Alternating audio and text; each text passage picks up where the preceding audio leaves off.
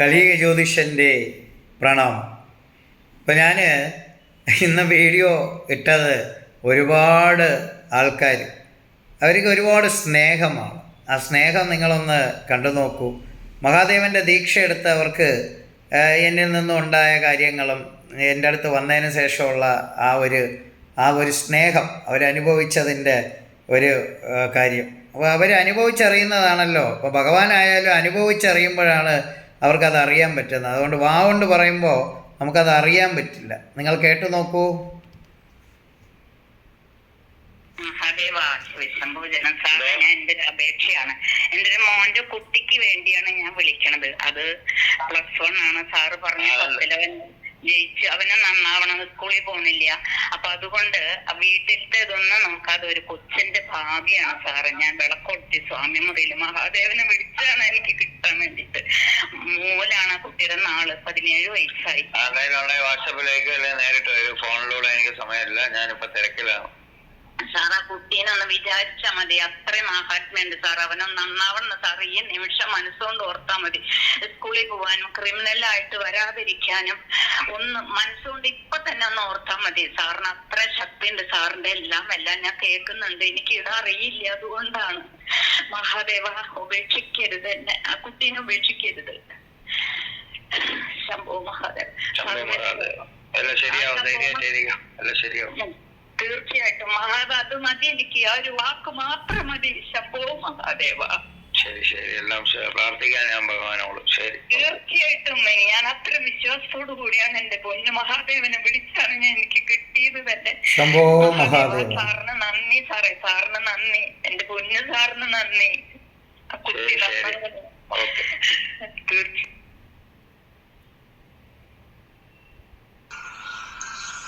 ഭഗവാനെ മഹാദേവ, ഒരു ദിവസം നമ്മൾ രാവിലെ ഒന്നുണരുമ്പോൾ ആദ്യമേ ഈ പൊന്നും മഹാദേവന്റെ ഈ മുഖം വരുന്നത് അറിയോ? നമ്മൾ കണ്ട മഹാദേവനാണ് സന്തോഷ് നായർ എന്ന രൂപത്തിൽ നമ്മളടുക്ക് എത്തിയത്. ഭഗവാൻ ആരാ? എൻ്റെ ഭഗവാനെ ഇന്നലെ ഞാനത് മെസ്സേജ് അയച്ച്, പിന്നീട് ഇതുവരെ എനിക്കത് വന്നില്ല. എനിക്ക് നല്ല വേദനയായിരുന്നു ഭഗവാനെ എൻ്റെ നെഞ്ചിനകത്ത്. ഞാൻ ഒരു നിമിഷം മെസ്സേജ് അയച്ചിട്ട് എൻ്റെ ഭഗവാന്റെ മുഖം ഒന്ന് ഓർത്ത്. എനിക്ക് പിന്നെ ഇതുവരെ വന്നില്ല. ഞാൻ ഇന്നലെ ഉച്ചയ്ക്ക് ആഹാരം കഴിച്ചു. എനിക്ക് ഇതുവരെ ആഹാരവും വേണ്ട. ഞാൻ വെള്ളം കുടിച്ച് ഇന്നത്തെ ദിവസം ചായ പോലും ഞാൻ കുടിച്ചിട്ടില്ല. കാരണം ഞാൻ രാവിലെ ആ മുഖമാ, ആ ഗുരുപരമ്പര മുഖം കണ്ട് പൊന്നും മഹാദേവനെ, ദക്ഷിണാമൂർത്തിയാണല്ലോ അങ്ങ്. ദക്ഷിണാമൂർത്തിയല്ലേ അവിടുന്ന് മഹാദേവനല്ലേ, പൊന്നും മഹാദേവൻ. ഭഗവാനെ, ലോകത്തെ രക്ഷിക്കും ഭഗവാനെ. അങ്ങല്ലാതെ ആരുമില്ല ആശ്രയം ഞങ്ങളെ രക്ഷിക്കാൻ. മഹാദേവ, പൊന്നും മഹാദേവ, പൊന്നുകുട്ടിയെ ഭഗവാനെ വിളിക്കാനൊക്കെ ഒത്തുള്ളി. ഒത്തിരി ദുഃഖത്തിലിരുന്നവളാ ഞാൻ. എന്നെ ഇന്ന് ഈ രീതിയിൽ എത്തിച്ചെങ്കിൽ അതെന്റെ ഭഗവാൻ മാത്രമാ, മറ്റാരുമില്ല. എല്ലാരും എന്നെ നശിപ്പിക്കാനാ നോക്കിയത്.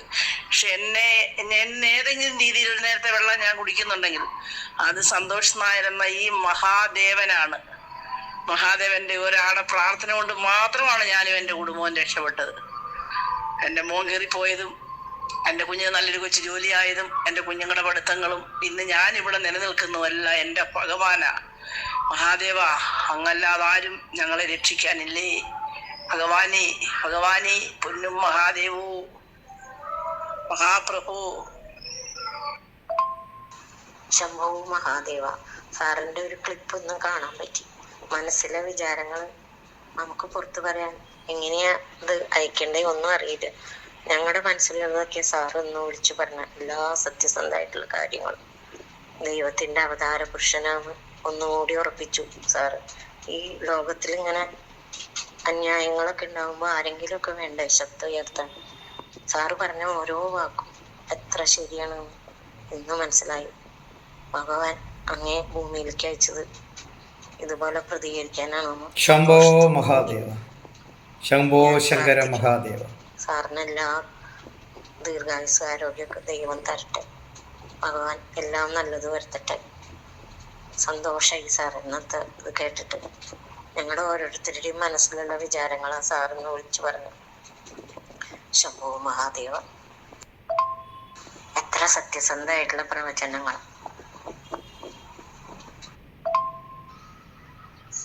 സാറിനെയാണ് ഞങ്ങളും മഹാദേവനായിട്ട് കാണുന്നത്.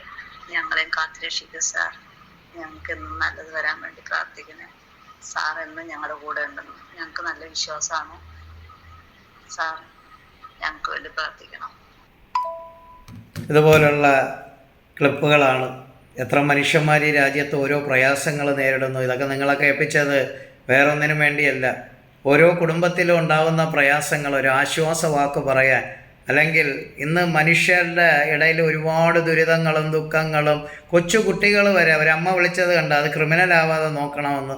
ഈ കൊച്ചു കുട്ടികൾ വരെ ഇന്ന് പല ദുർശീലങ്ങൾക്ക് അടിമപ്പെട്ട് പോവുകയാണ്. ഓരോ വീടുകളിൽ എന്തൊക്കെ ദുഃഖങ്ങൾ, ഇതുപോലെ 100 കണക്കിന്. നിങ്ങളെ ഞാനിത് ബോധവൽക്കരിക്കാൻ വേണ്ടി കാണിച്ചു എന്നേ ഉള്ളൂ. എന്തുമാത്രം പ്രയാസങ്ങളാണ് നമ്മുടെ നാട്ടിൽ.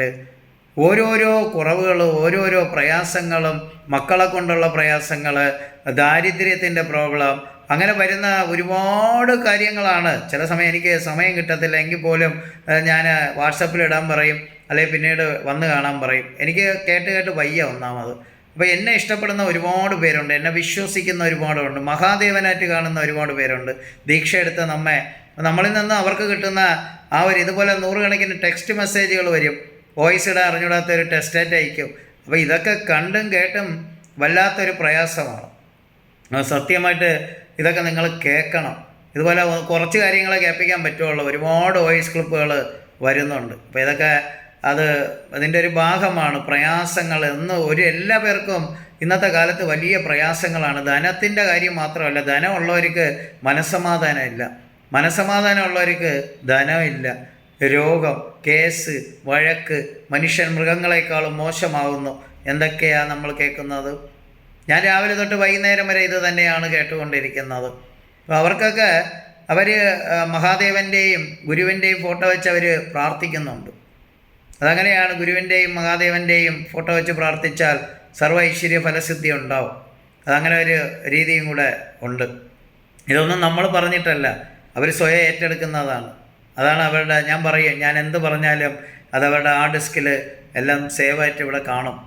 അതാണ് അവരുടെ ആ ഒരു സ്നേഹം, അല്ലെങ്കിൽ അവരുടെ ഒരു ഒരു വല്ലാത്ത മാനസിക അവസ്ഥയിൽ നിൽക്കുന്ന ആൾക്കാർ. നമ്മുടെയൊക്കെ ഒരു വാക്കുപോലും അവരെ പ്രചോദനം കൊടുക്കും. അതാണ് അതിൻ്റെ അകത്ത് വരുന്ന ഒരു കാര്യം. അപ്പോൾ ഇതുകൊണ്ടാണ് ഞാൻ കമൻസ് ബോക്സൊക്കെ ബന്ദ് ചെയ്ത് വെച്ചിരിക്കുന്നത്. ഇവർക്ക് എന്നെക്കുറിച്ച് ആരെങ്കിലും എന്തെങ്കിലും പറഞ്ഞാൽ ഇവർക്ക് സഹിക്കത്തില്ല, ഇവരെങ്ങനെ പെരുമാറും എന്ന് പോലും പറയാൻ പറ്റില്ല. അപ്പം ഞാൻ കാരണം അത് പാടില്ല. അവരെനിക്ക് ആ ഒരു പദവിയാണ് തന്നിരിക്കുന്നത്. അപ്പം ഇങ്ങനെ എത്രയോ ആൾക്കാർ, പിന്നെ ഞാൻ ജീവജ കാരുണ്യ പ്രവർത്തകനാണ്. എത്രയോ പേർക്ക് മാസാമാസം മരുന്നിന് പൈസ അയക്കുന്നു, എത്ര പേർക്ക് പഠിപ്പിക്കുന്നു, എത്ര പേരെ ഫീസ് അടയ്ക്കുന്നു. ഇപ്പം എനിക്ക് കിട്ടുന്ന ഇതിൻ്റെ 35% ദാനധർമ്മ കർമ്മങ്ങളാണ് ചെയ്യുന്നത്. അപ്പോൾ ആദ്യമൊക്കെ എല്ലാവർക്കും വേണ്ടി ചെയ്യാൻ വേണ്ടി ഇതുപോലെ പ്രചോദനമായിട്ട് പറഞ്ഞു. ഇപ്പം പിന്നെ അതൊന്നുമില്ല, ഒത്തിരി എണ്ണം കൂടി വരികയാണ്. എപ്പോഴും പറയാനുള്ള ഒരു സാഹചര്യം ഇല്ല. അപ്പോൾ ലോകത്ത് നമ്മളാൽ കൊണ്ട്, ഞാൻ ഈ അമ്പലത്തിലോ മസ്ജിദിലോ പള്ളിയിലോ ഒന്നും പോയി കഴിഞ്ഞാൽ അവിടെയൊന്നും അതിന് വേണ്ട സംഭാവനകൾ കൊടുക്കുകയാണെങ്കിൽ അതൊക്കെ അതിൻ്റെ ഭഗവാനൊന്നും കൊടുക്കാറില്ല. ഇതുപോലുള്ള സാധുക്കളെ സഹായിക്കും. അതിൻ്റെ നിന്ന് സഹായം വാങ്ങുന്നവർക്ക് അതറിയാം. ഇന്നും പലരും മെസ്സേജ് അയക്കും, സാർ ഒരു മാസം ആ പൈസ അയച്ചു തന്നില്ലെങ്കിൽ മരുന്ന് വാങ്ങാനുള്ള ഇതില്ല, സാറ് തരുന്നത് കൊണ്ട് എനിക്ക് എല്ലാ മാസവും മരുന്ന് മേടിക്കാൻ സാധിക്കും. നമ്മളാൽ കഴിയുന്നതൊക്കെ നമുക്ക് ചെയ്യാം, അതിൽ കൂടുതലൊന്നും നമുക്ക് ചെയ്യാൻ പറ്റില്ല.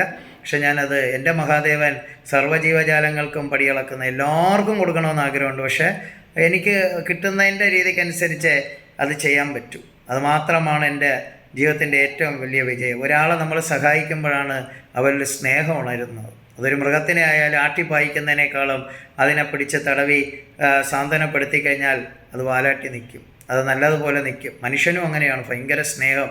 അല്ലാതെ ചുമ്മാ ഡയലോഗ് വിട്ട് നമ്മളൊന്നും ചെയ്യാതെ നമ്മൾ ചെയ്യാൻ പാടില്ല, നമ്മൾ ചെയ്യണത് മറ്റുള്ളവർ അറിയരുത് എന്നൊക്കെ പറഞ്ഞ് കള്ളത്തനം കാണിക്കുന്ന കുറേ ആൾക്കാരുണ്ട്. നമ്മൾ ചെയ്യുന്നത് എല്ലാവരും അറിയണം, എങ്കിലല്ലേ അത് തെളിവായിട്ടുള്ളൂ. ചെയ്യാത്തവനും പറയാമല്ലോ ഞാൻ ചെയ്യുന്നു, വലത് കൈ കൊണ്ട് ചെയ്യുന്ന ഇടത് കൈ, അതൊക്കെ കള്ളത്തനമാണ്. അങ്ങനെയൊന്നും പറയാനേ പാടില്ല.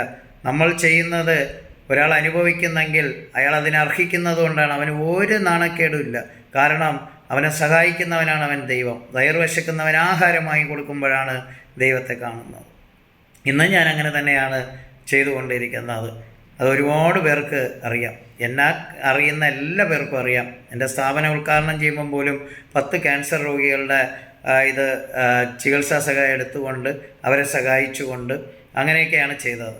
അപ്പോൾ അതിനകത്ത് ശ്രീ പന്ന്യൻ രവീന്ദ്രൻജിയും വി രാജേഷും അങ്ങനെയുള്ള എല്ലാ പാർട്ടിയിലുള്ളവരും ഒത്തൊരുമയോടുകൂടി സഹകരിച്ചുകൊണ്ട് തന്നെയാണ് ആ സൽപ്രവൃത്തി ചെയ്തത്. തീർച്ചയായും ഞാൻ ബാംഗ്ലൂരിൽ വരികയാണ്. നിങ്ങളുടെ എല്ലാ അഭ്യർത്ഥന മാനിച്ചുകൊണ്ട് ബാംഗ്ലൂരിലെത്തുകയാണ്. 21, 22 ഫെബ്രുവരി 21, 22, 23, 24 തീയതികളിൽ ബാംഗ്ലൂരിലുണ്ടായിരിക്കും. നിങ്ങൾക്ക് എന്നെ വിളിച്ചാൽ അപ്പോയിൻമെൻറ്റും ബാക്കിയുള്ള കാര്യങ്ങളൊക്കെ നിങ്ങൾക്ക് കിട്ടും. അപ്പം ഞാൻ നിങ്ങളടുത്ത് വരികയാണ്. എന്നെ കാണാൻ വേണ്ടി ഒരുപാട് അമ്മമാരും സഹോദരിമാരും സഹോദരന്മാരും ഒക്കെ യാത്ര ചെയ്യാൻ മടിച്ച് അവർക്ക് എന്നെ കാണണമെന്നുണ്ട്. പിന്നെ 13-ാം തീയതി ഞാൻ താമരശ്ശേരി സിറ്റി മോള്, 9-ാം തീയതി ഞാൻ എറണാകുളം, പിന്നെ 11-ാം തീയതി പാലക്കാട്. ഇത്രയും സ്ഥലങ്ങളിൽ ഫെബ്രുവരിയിൽ കൺസൾട്ടിംഗ് ഉണ്ട്. അപ്പോൾ തീർച്ചയായും നിങ്ങളെല്ലാ പേരും ദാനധർമ്മ കർമ്മങ്ങൾ ചെയ്യണം. ഞാൻ നിങ്ങളെ പഠിപ്പിക്കുന്നത്, ഞാനൊരു പ്രഭാഷണത്തിനൊരു അമ്പലത്തിൽ പോയാൽ അവിടെയും പറയുന്നത് ഇതാണ്: ദാനധർമ്മ കർമ്മങ്ങൾ ചെയ്യൂ, കഷ്ടനഷ്ടത്തിൻ്റെ വ്യാപ്തി കുറയ്ക്കും. ഭഗവാന് നിങ്ങൾ തേനോ പാലോ ഒക്കെ കൊണ്ട് ഒഴുക്കുന്നതിനേക്കാളും നിങ്ങൾ ദാനധർമ്മ കർമ്മങ്ങൾ ചെയ്യൂ. കുളിച്ച് വൃത്തിയായി ഒക്കെ ഭഗവാന്റെ അടുത്ത് പോകുമ്പോഴും നിങ്ങൾ ശരീരശുദ്ധി വരുത്തുന്നത് പോലെ മനഃശുദ്ധിയും കൂടെ വരുത്തണം. ഭഗവാനെ നേരായ രീതിയിൽ നിങ്ങളിൽ അടുപ്പിക്കാൻ സാധിക്കുകയുള്ളൂ. അപ്പോൾ ഇത് നിങ്ങളെല്ലാ പേരും മനസ്സിലാക്കണം. ഈ ഭഗവാൻ എന്ന് പറയുന്ന ശക്തിക്ക് സർവത്ര കാര്യങ്ങളും അറിയാം. അപ്പോൾ അവിടെ ചെന്നിട്ട് നമ്മൾ എന്തിനാണ് കള്ളം വിളമ്പുന്നത്? ഭഗവാന്റെ കണ്ണ് മൂടാൻ പറ്റില്ലല്ലോ. നമ്മൾ ചെയ്യുന്ന എല്ലാ പ്രവൃത്തിയും ഭഗവാനെ അറിയാം. എന്നിട്ട് അവിടെ ചെന്ന് കൈക്കൂലി കൊടുത്ത് ഭഗവാനെ സ്വാധീനിക്കാനൊന്നും നടക്കത്തില്ല. ഞാനത് പല ആവർത്തി പറഞ്ഞിട്ടുണ്ട്. ചിത്തശുദ്ധിയും ഭൗതിക ശുദ്ധിയോടുകൂടി അമ്പലത്തിൽ ദർശനം നടത്തണം. ദാനധർമ്മ കർമ്മങ്ങൾ നമ്മളാൽ കഴിയുന്നത്, ഒരു ചായയെങ്കിലും വാങ്ങി, ഒരു തുണ്ട് ഒരു 1 രൂപ 5 രൂപ ബിസ്ക്കറ്റെങ്കിലും വാങ്ങിച്ച് പട്ടിക്കെങ്കിലും ഇട്ട് കൊടുക്കണം. ഒരു ഗ്ലാസ് പച്ചവെള്ളമെങ്കിലും കൊടുക്കാം. ഞങ്ങൾക്കേ ഇല്ല എന്ന് പറയുന്നവരോട് ഞാൻ പറയുകയാണ്, നിങ്ങൾ ഒരു ഗ്ലാസ് വെള്ളമെങ്കിലും ഒരാൾക്ക് മേടിച്ചു കൊടുക്കും. നിങ്ങളിലുണ്ടാകുന്ന മാറ്റം നിങ്ങൾ ശ്രദ്ധിക്കൂ. എന്നിട്ട് ചിത്തശുദ്ധിയോടുകൂടി അപ്പുറത്തുള്ളവൻ നശിച്ചു പോകണം, അപ്പുറത്തുള്ളവൻ ഞാൻ രക്ഷപ്പെടരുത് എന്ന് വിചാരിക്കുമ്പോൾ, ഞാൻ രക്ഷപ്പെടുന്നില്ല എന്ന് നിങ്ങൾ വിചാരിക്കുമ്പം പോലും പലരും വന്ന് പറയും ഞാൻ രക്ഷപ്പെടുന്നില്ല. അപ്പോൾ ഞാൻ പറയും, നിങ്ങൾ ചിത്തശുദ്ധിയോടുകൂടി ഇരിക്കൂ. മറ്റുള്ളവർ നന്നാവരുത്, മറ്റുള്ളവർ നശിക്കണം, മറ്റുള്ളവർക്ക് പ്രയാസം വരണം എന്ന് നിങ്ങൾ ചിന്തിക്കുമ്പോൾ നിങ്ങൾ നശിച്ചുകൊണ്ടേയിരിക്കും. അതാണ് അതിൻ്റെ അകത്ത് കാര്യം. നിങ്ങൾ ചിത്തശുദ്ധിയോടുകൂടി അമ്പലത്തിൽ പോകും. അല്ലാതെ നിങ്ങൾ അമ്പലത്തിൽ പോയിട്ട് ഒരു കാര്യമില്ല. കാര്യം ഭഗവാൻ എല്ലാം അറിയാമല്ലോ, എല്ലാം അറിയുന്നവനാണ് ഭഗവാൻ. അപ്പം ഭഗവാനെ അറിയുന്നിടത്ത് പോയിട്ട് എന്തിനാണ് നമ്മൾ കള്ളം കാണിക്കുകയും പറയുകയൊക്കെ ചെയ്യുന്നത്? അദ്ദേഹത്തിന് എല്ലാം അറിയാം, നിൻ്റെ എല്ലാ കാര്യങ്ങളും അറിയാം. നിങ്ങൾ പോയി ഭഗവാനെ പ്രാർത്ഥിക്കുമ്പോൾ ചിത്തശുദ്ധിയും ഭൗതിക ശുദ്ധിയോടുകൂടി ലോക നന്മയ്ക്ക് വേണ്ടി പ്രാർത്ഥിച്ചിട്ട് നിങ്ങളുടെ കാര്യം പറയണം. അതാണ് അതിൻ്റെ ഒരു രീതി. ഒരു നന്മ ചെയ്തുകൊണ്ട് നിങ്ങൾ പ്രാർത്ഥിച്ചാൽ തീർച്ചയായും നിങ്ങൾക്ക് അതിൻ്റെ ഫലം ലഭിക്കും. ഇതാണ് കലിയുഗ ജ്യോതിഷം ലോകത്തെ പഠിപ്പിക്കുന്നത്. എന്താണ് ഭഗവാൻ, എന്താണ് ഹിന്ദുമത സംസ്കാരം, ഹിന്ദുമതമൊന്നല്ല സംസ്കാരം.